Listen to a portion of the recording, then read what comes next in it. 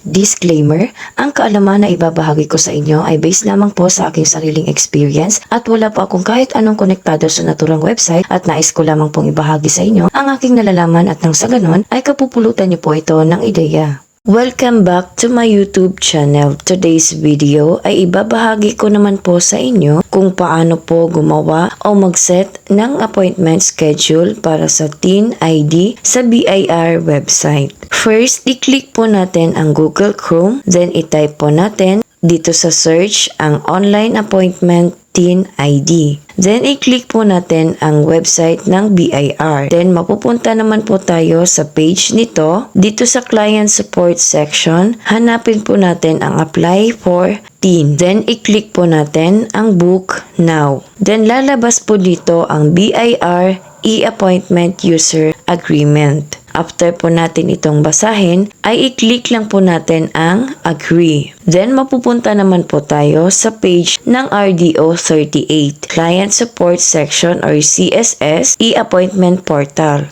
At dito naman po sa ibaba ay i-select lang po natin ang Application for Teen Issuance.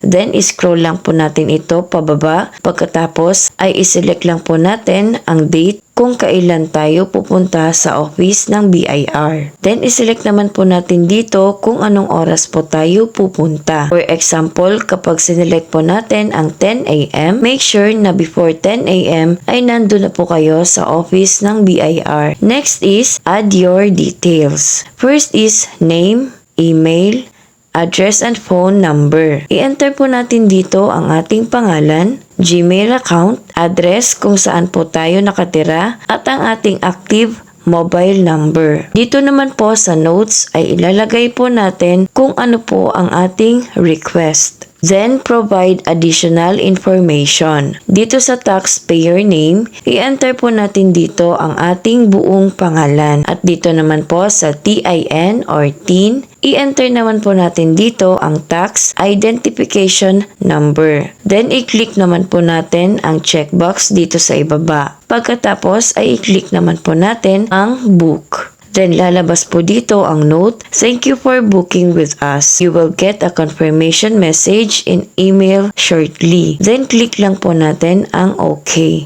Then, if ever naman po na hindi po matuloy ang sinet yung schedule, pwede nyo po itong i-reschedule, cancel booking, or new booking. That's all for today's video. Sana po ay meron po kayong natutunan sa pamamagitan lamang po ng video na ito. At kung bago ka pa lamang po sa channel ko, please don't forget to click the subscribe button at pakiclick na rin po ng notification bell upang sa ganon ay ma-notify po kayo sa tuwing may mga bago po akong uploads.